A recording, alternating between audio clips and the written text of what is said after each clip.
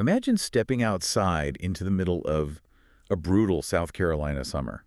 I mean, the air is just so thick with humidity that you can practically drink it, Oh, yeah, it is stifling. right? Now, strip away all your modern safety nets, you have zero refrigeration, just none. None at all. And modern canning. Right. Like, Yeah. that technology won't even be invented until the very end of the century. Exactly. So you are staring down the barrel of a sweltering, relentless heat wave, and your single, all-consuming task is figuring out how to keep your family fed without everything you grow, or like everything you hunt, rotting before you can even get it to the table. It really forces a complete mental reset of how we view food. I mean, we are just so accustomed to the invisible convenience of the modern refrigerator that we forget the simple daily act of keeping food edible used to be a relentless, high-stakes battle against biology. It's wild. Welcome to our deep dive. Today, we are setting out on a mission for you. We are going to uncover how sheer survival, intense resourcefulness, and a massive collision of cultures in 1700s South Carolina didn't just keep people alive, it actually shaped the DNA of modern Southern food. It really did. Oh, and along the way, we are going to rediscover North America's forgotten caffeinated superplant. That is going to be a fun one. Yeah, okay, let's unpack this. We are looking at a fascinating stack of sources today. We've got historical records detailing the frontier food of 18th century South Carolina, alongside some incredibly revealing botanical and historical data on something called yaupon tea. Right, and to truly wrap our heads around the food of this era, we have to fundamentally shift our perspective. You know, the 18th century kitchen was not a place of leisure. It wasn't about culinary experimentation. Why not? No, it was, first and foremost, a laboratory of preservation. Every single decision made on a homestead was dictated by the science of staving off decay. So let's actually step into that frontier laboratory. Because before we even get to what was on the dinner plate, we have to look at the massive amount of engineering required to make sure there was a dinner plate at all. Absolutely. Reading through these sources, the smokehouse stands out as the ultimate weapon against the summer heat. It really functioned less like a shed and more like a chemical engineering lab. That's a great way to look at it. The meat house was the absolute centerpiece of frontier survival. Because, think about it, if a pioneer family managed to get their hands on pork, or perhaps a massive fish like, say, a sturgeon, pulled right out of the Petey River. Which is a huge catch. Right, but hanging it up in the heat would mean losing it to rot in a matter of days. So they initiated this two-step scientific process. First, the meat was packed tightly in coarse salt for about 6 weeks. Which is doing the heavy lifting of pulling the water out of the meat through osmosis, right? Yeah. Because bacteria need that moisture to multiply. That is the crucial first step, yes. The salt severely dehydrates the flesh. Once that moisture is drawn out, the meat was moved into a small, windowless building, hung from the rafters, and subjected to cold smoking over a low, smoldering hardwood fire for several more weeks. And this blew my mind when I realized what was actually happening. They aren't cooking the meat in there. Not at all. The temperature stays low. The smoke is acting as a chemical barrier. It's infusing the outside of the meat with phenols, which are these natural antimicrobial compounds found in the hardwood smoke. Exactly. They were essentially engineering a force field around their food, where rot simply could not take hold. The sophistication of it is just remarkable, especially considering they were operating purely on observation and passed down knowledge. They didn't know about microbiology. Right, they just knew it worked. Yeah, and they applied that exact same empirical science to their harvests. Drying was the most accessible method, which is why they would string up green beans and hang them from the ceiling until they were so desiccated and tough, they earned the nickname leather breeches. Leather breeches, a nickname that probably matched the flavor too. Oh, without a doubt. But they couldn't just survive on dehydrated beans and salted pork, right? They desperately needed vitamins to get through the winter, particularly vitamin C, which led to some serious fermentation operations. Fermentation was an absolute lifeline. Families would pack cabbage into heavy, glazed ceramic crocks, submerging it in saltwater brines to create an anaerobic environment. Which keeps the oxygen out. Exactly. That allowed lactic acid bacteria to flourish, turning the cabbage into sauerkraut while simultaneously preserving those vital nutrients. And for the sturdier crops, potatoes, carrots, turnips, they utilized the earth itself. By digging root cellars, right. Right. They dug these root cellars to create dark, cool, underground microclimates that artificially slowed down the enzymatic spoilage process. So you spend 6 weeks chemically engineering a piece of pork, months fermenting cabbage, and hours digging cellars just to survive the year. When it finally comes time to eat, what did that meal actually look like? Well, it was quite different from today. Yet the sources note the daily rhythm was totally different. Supper was just a light meal of leftovers or a one-pot stew, and you'd eat it off wooden trenchers, which were basically just hollowed-out blocks of wood. Yes, very utilitarian. And you'd eat with your hands, a knife, and a wooden spoon, since forks were a massive luxury. But as I was reading about the daily table, I kept thinking about the water supply. Water was notoriously risky back then because of waterborne pathogens. It was very dangerous, yes. So the sources say families drank hard cider and small beer, including the children. I have to admit, I read that and immediately pictured a toddler stumbling around with a pint. Wait, were they just keeping the kids mildly buzzed all the time? Well, no, we have to adjust our modern definitions there. Okay. Yeah, small beer was a highly specific beverage brewed to have a dramatically lower alcohol content than standard beer. The goal wasn't intoxication. The goal was safe hydration. Because of the brewing process. Exactly. The brewing process inherently required boiling the water, which unknowingly pasteurized it and killed the dangerous pathogens. The trace amount of alcohol then acted as a mild preservative in the barrel, so serving it to the family was just a matter of basic public health. Okay, boiling is the key. That makes much Yeah. more sense. It's the same reason they relied so heavily on boiling water for herbal teas. Right. Now, applying that same logic of survival to the food, I was reading the sources expecting to see these families eating chicken every single night. Because virtually every farm had this hardy heritage breed of chicken called the Dominique, with these barred black and white feathers just roaming around everywhere. They were very common. But they weren't eating them. It hit me that killing a chicken in the 1700s Yeah. was basically destroying your own protein factory. What's fascinating here is how completely counterintuitive that is to our modern supermarket habits. Right. The chickens themselves were ubiquitous because they were exceptional foragers, feeding themselves on insects and seeds. But the meat was an incredibly rare seasonal treat. Because the eggs were more valuable. Exactly.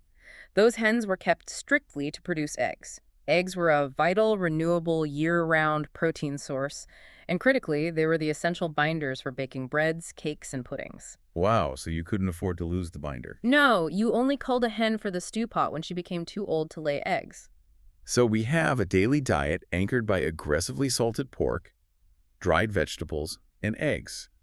Let's be honest, that sounds incredibly repetitive and potentially miserable to eat day after day. It would get very monotonous. They had to figure out how to choke this down. Mm-hmm. And that desperation for flavor ended up giving birth to some of America's most iconic regional dishes. It really did. Necessity drove a culinary evolution. The 1700s PD region of South Carolina was an unparalleled cultural stew pot. Literally. Yes, literally. You had Native Americans, European settlers, and enslaved Africans all forced into the same harsh environment, merging their agricultural technologies and flavor profiles just to make the daily rations palatable. Look at what they actually had in the pantry to work with. You had salt and maybe imported black pepper if a pioneer family was willing to shell out the cash for it.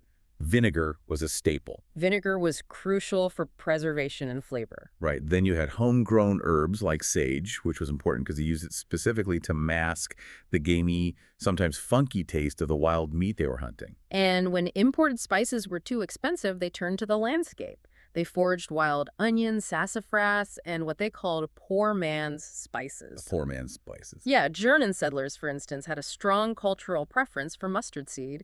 They cultivated and crushed it to provide a spicy heat that mimicked the bite of black pepper, but without the exorbitant financial cost. Oh, that's smart. And furthermore, mustard has natural antimicrobial properties, which aided in preservation. We also have to completely reimagine the corn. Because 1700s corn is not the bright, yellow, juicy sweet corn we buy at the grocery store today. No, the sweet corn we eat today would be entirely unrecognizable to them. They cultivated field corn varieties like flint and gourd seed. Right, and the sources say these cobs were multicolored, like sea blue, blood red. Yes, and the kernels were incredibly starchy, nutty, and highly mineral rich. It was never eaten fresh off the cob. It was grown entirely to be dried and milled into cornmeal, which formed the bedrock of the daily diet. And the life cycle of that cornmeal mush is wild. You'd boil it thick for breakfast, maybe sweeten it with molasses if you're having a good day. If you're lucky, yeah. But then you pour the leftovers into a shallow pan. By the time supper rolls around, it has solidified into a block.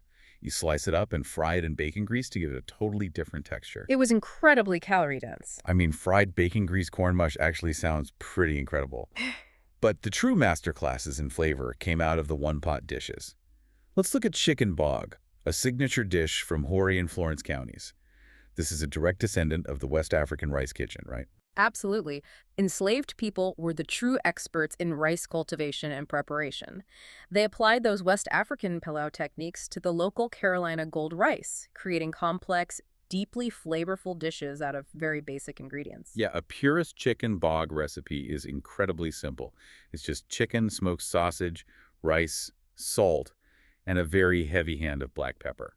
And here's where it gets really interesting, the name. Yes, the origin is debated. Yeah, some culinary historians claim it's called chicken bog because the chicken is literally bogged down in the wet rice. Which is a very visual description. Exactly. Others argue it refers to the moist, almost porridge-like consistency of the dish, contrasting it with a dry pilaf. Or, my personal favorite theory, it's just named after the swampy, boggy terrain of the PD region itself. The environment completely dictated the food. And we see that exact same environmental and cultural synthesis in Carolina barbecue. Oh, the barbecue is fascinating. The foundational concept of barbecue in this region was a brilliant collision of methods. You take the indigenous technique of barbacoa, which is the slow roasting of meat on raised platforms over green wood coal. Right, the traditional Native American method. Exactly, and you apply it to the domesticated livestock introduced by Europeans, specifically the hogs. But the sauces are where you really see the different cultures shining through. Like the famous PD vinegar pepper sauce wasn't just about taste. It was adapted from Native American basting techniques. It was highly functional. Right. The acidic vinegar tenderized the tough, lean wild game, and the acidity actually helped preserve the meat in the sweltering heat. But then, if you travel just slightly over to the Midlands region, you hit the Carolina gold sauce, which is entirely mustard-based. Which leads us right back to those German immigrants we mentioned earlier. Oh, wow, right. They integrated their traditional mustard into the barbecue process, marrying the European flavor profile with the indigenous cooking method. You are literally tasting a demographic map of 18th century South Carolina when you sample those different barbecue sauces. That is just brilliant. It was an era defined by using every available resource. A philosophy perfectly captured in dishes like hash, a thick pork and onion stew created by enslaved cooks on plantations who utilized the offal, the organs, every single part of the hog to ensure absolutely nothing was wasted. That level of everyday resourcefulness is fascinating when they're just farming. But then the Revolutionary War erupts, and suddenly this entire system of eating isn't just about getting through the winter. It becomes a brutal matter of life and death. It changed everything. The shift to guerrilla warfare in the swamps completely rewired the logistics of food. Right, we have to examine Francis Marion, the famous swamp fox, and his militia. Yes, they were fighting the British Empire without any formal supply chains, essentially operating as a ghost army. To sustain themselves, they relied entirely on the surrounding ecosystem. Just foraging whatever they could find. Exactly. They foraged wild berries, pulled catfish from the rivers, and drank spruce beer or spring water. But their primary caloric engine was a marvel of tactical food engineering, the journey cake, or hoe cake. Okay, I have to jump in on this recipe because it is staggering. You take Indian cornmeal, boiling water, and a pinch of salt. You mix it into a paste. Then you bake it until it is rock hard on the flat iron blade of a garden hoe over an open fire. Or you literally just bury it in the hot ashes. Right. Then you dust it off and stuff it in your haversack. Wait, they're basically marching through a swamp eating rock-hard, unsweetened corn discs. That sounds like the worst energy bar in history. From a culinary perspective, it is pretty bleak, but from a military logistics perspective, it was a tactical masterpiece. Exactly. Yes, these were essentially the sea rations of the 18th century. Let's look at the contrast. The British Army was tethered to massive, slow-moving supply trains pulling thousands of pounds of flour and salted beef. Which is a huge liability in a swamp. Exactly. If those wagons got bogged down in the mud, the army stopped moving. Marion's men, however, carried their entire logistical supply chain in their pockets. Wow. In the damp, incredibly humid conditions of the South Carolina swamps, normal bread would mold in days. But a rock-hard, dehydrated disc of cornmeal, It was nearly indestructible. Food became a weapon of endurance. So they could vanish into the swamp for weeks because their Hmm. food supply was entirely decentralized. That is incredible. And it wasn't just corn keeping them alive. No, the sweet potato was critical. Yeah, there is this legendary story in the sources about the sweet potato. The sweet potato was a massive staple, heavily cultivated by enslaved West Africans who recognized it as a reliable, starchy substitute for the yams they knew from their homeland. It thrived in that soil. Right. So as the story goes, a British officer arrives at Marion's hidden camp in the swamp under a flag of truce to negotiate a prisoner exchange. He expects to find a formal military encampment with a mess tent. The standard European setup. Exactly. Instead, he finds the general and his men dining on absolutely nothing but fire-roasted sweet potatoes served on pieces of pine bark. The psychological impact of that moment on the British officer was profound. I bet. It perfectly illustrated the grit, the deep self-sufficiency, and the sheer unbreakability of the PD militia. They were surviving and effectively fighting on a diet that the British military establishment considered completely inadequate for human sustenance. It's such a powerful image of resilience. But the Revolutionary War didn't just change their solid food. The political friction completely upended their caffeine habits. And this is where we finally get to the forgotten superplant. Ah, yes. The massive colonial boycott of British goods leading up to the Revolution meant that drinking imported English tea, Camellia sinensis, was suddenly viewed as a highly unpatriotic act. Right, you didn't want to be caught drinking British tea. Exactly, and early agricultural attempts to cultivate traditional tea in the soil near Charleston had largely failed. So the colonists were forced to seek out local alternatives, which they dubbed Liberty teas. Yeah, they started brewing these tisanes, which are just herbal infusions out of anything they could find. Sage, rosemary, peppermint, even white oak bark and sassafras roots. They were trying everything. But the undisputed star of this movement was Yopon holly, or cassina. I had honestly never heard of this plant before reading these sources. Yopon is the only naturally caffeinated plant native to North America. It is, and it's actually in the exact same botanical family as yerba mate. Wow. And while colonists adopted it purely out of political necessity, the Native Americans had been utilizing it for thousands of years, right? They had. They recognized its immense physiological power. They referred to it as big medicine, the purifier, and the black drink. It served a much deeper purpose than just a morning pick-me-up. How so? In their traditional medicine, it was used to calm the nerves, induce deep sleep and visions for medicine men, regulate bodily cycles, and it was heavily relied upon to purify questionable water sources. And the value of this plant was so high that they built international trade routes around it.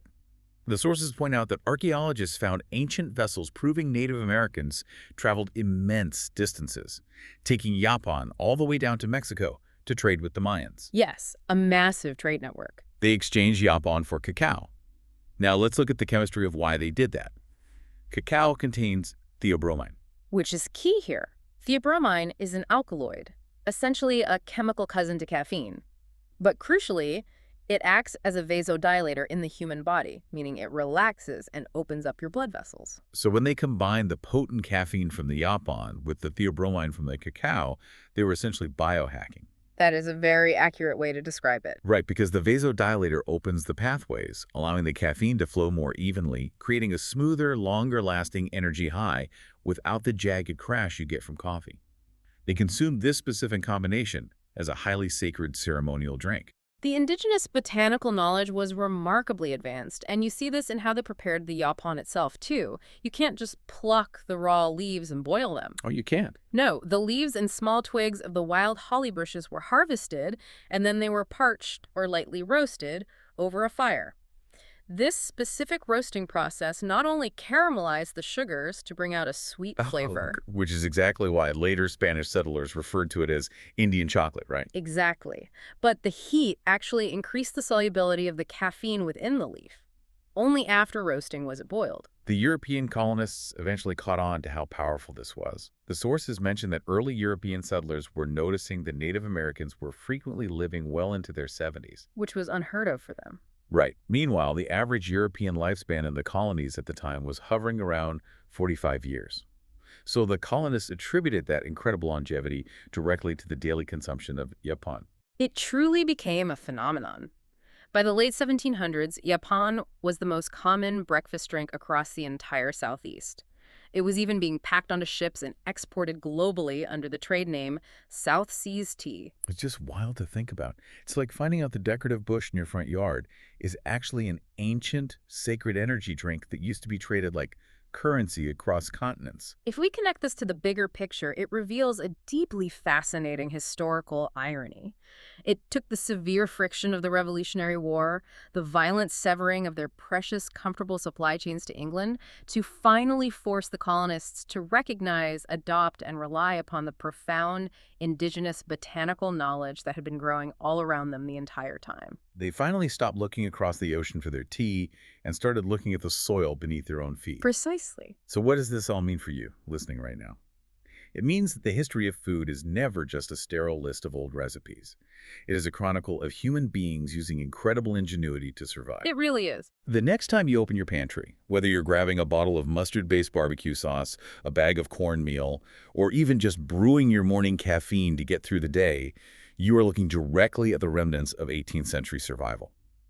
You're holding the results of chemical preservation, tactical military logistics, and an incredibly necessary fusion of Native American, African, and European cultures. It is a remarkable legacy of survival. But when we look closely at the story of Japan, this raises an important question. Oh, I know where you're going with this. If Japan tea was universally loved, if it was incredibly healthy, widely exported to Europe, and grew wildly right here in North America requiring virtually no agricultural cultivation, why did it completely vanish from our modern diet? It's a great mystery.